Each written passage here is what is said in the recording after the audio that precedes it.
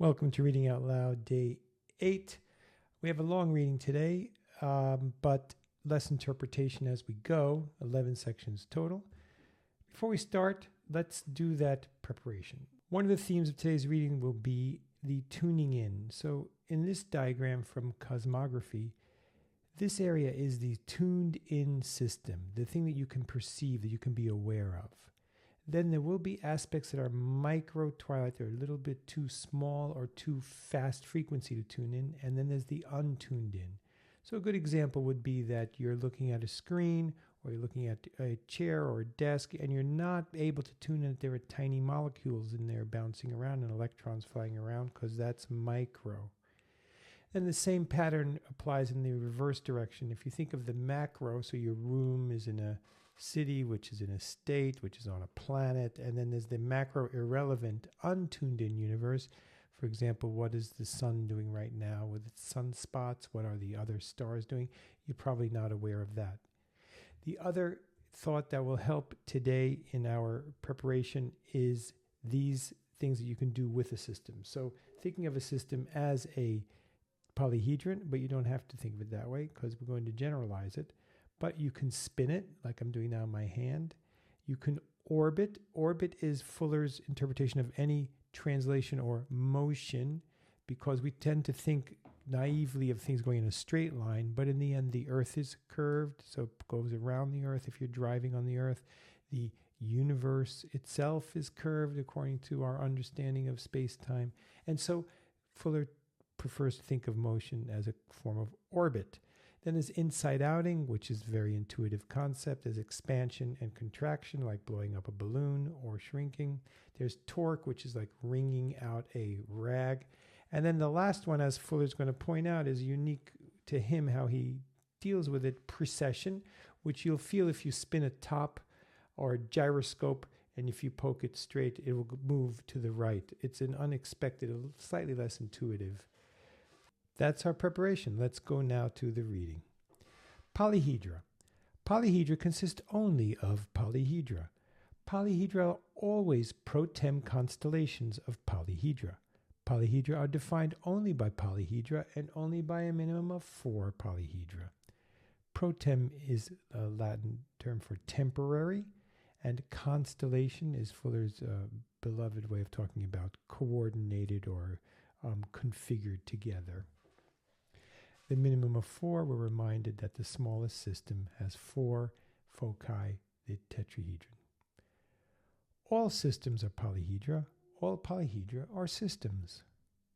The observed or tuned-in polyhedra, whose plurality of corners, faces, and edges, and frequency of subdividing, are tunably discernible to the tuning-in station, the observer, consist of corners that are infra-threshold tunable polyhedra and whose faces or openings are ultra-threshold tunables.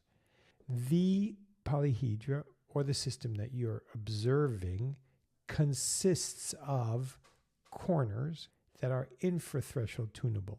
We're generalizing that the corners are little stars, as we discussed in previous days, and you don't quite open them up and see what's going on inside them. The opposite, that the faces are ultra-threshold. You can't be aware of what's going on in the face. Motion of systems. Systems can spin. There is at least one axis of rotation of any system. Systems can orbit. Systems can contract and expand. They can torque. They can turn inside out. And they can interprecess their parts. Systems are, in effect, spherical gears. Their internal-external pulsating and rotating teeth consist in reality of both circumferential and radial waves of various frequencies of subdivision of spherical unity. Imagine that this system is a ball, and then another system is a ball, and so they would rub or rotate against each other. And so he's calling it spherical gears, and teeth is in quotes because there aren't actually teeth. It's just the tiny bumps on the surface. And he's also referring to waves, which we'll be exploring further later. They often fail to mesh with other local systems. So 2 systems might be near each other, but do not roll over each other. Some of them mesh only in special aspects. The universally frequent non-meshing of geometrical sizes and rates of wavelengths and frequencies produces an omni-condition in which the new system center, as each is created, must continually occupy an omnidirectionally greater domain. So we have some very Fuller specific language here. The wavelengths and frequencies produces an omni-condition, a condition that occurs everywhere, in which the new system's center. So if you do have two systems, and they are either meshing or less well meshing, Fuller is simply stating that this is a greater domain, considering both systems as a single system. Summary. 6 positive and negative motions. Energetic functions. Twoness is synergetic. The two-ness of inherent otherness of awareness is synergetic. Two is that there is a self and other. Twoness inherently induces the dynamic quality of oscillatory propagation, unpredicted by one integer plus one integer as empty set. Twoness is an oscillation implied and a propagation because there are two systems. They may oscillate, they may propagate, or maybe one system with two extreme points where it oscillates. And that is unpredicted when you think of two as 1 plus 1. So it's a synergy. Synergetic twoness and the primitive topological complexity of minimum systems themselves and the presently non-tuned in but always inherently coexisting macro-micro otherness inherently produces the ever interaccommodative, intertransforming, ceaseless restlessness, an intercomplementary characteristic inherent in energetic functions. When you have a system in front of you, there is the non-tuned in but coexisting macro, everything greater than the system, and micro, everything within that's not able to be opened up and understood. And this provides a kind of scope and space for the system to transform, to be restless, and to be energetic. Resultants of pluralities of copotentials of initial freedoms of unique reciprocally displacing event patterning of necessity occasion fundamental conversion of Euler's empty integer plus twoness into the synergetic or unpredicted inherent nuclear cohesion. Structural functions. Structural functions are summarized as sections 610 and 502, and we will get to those in later readings. And finally, our summary for today.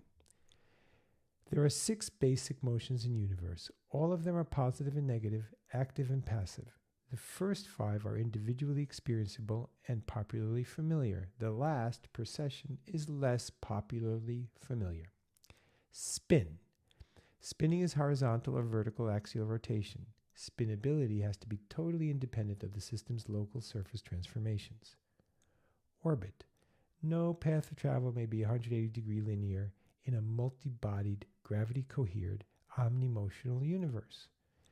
The initial reality of all travel is orbital as a composite resultant of all tensive restraints. As the sun's pull on the Earth produces orbiting electrons produce directional field pulls. As 99.99% of the bodies in motion in physical universe are operating orbitally, orbiting must be thought of as normal. Spinning and orbiting together is dancing. Orbits are regenerative feedback circuits. Inside out. Anything with a hole in it turns inside out. The tetrahedron turns inside out through any of its 4 space window faces. Kissing humans turn partially inside out as they pucker their lips. Expansion, contraction. Expansion is radiant divergence, and contraction is gravitational convergence. Torque. Torque and countertorque are local twists in which one pole spins right and the other pole spins left. Precession. Precession is the effect of bodies in motion on other bodies in motion in interrelationship patterns of other than 180 degrees. Reactions and resultants are precessional, bringing about orbits and not straight lines. For instance, the effect of the sun traveling around our galaxy center at 700,000 miles per hour upon the Earth co-traveling with the sun. The precessional effect of gravity between the two is an effect at 90 degrees to the sun pull, which makes the Earth both spin and orbit around the sun. Thanks for reading out loud with me today.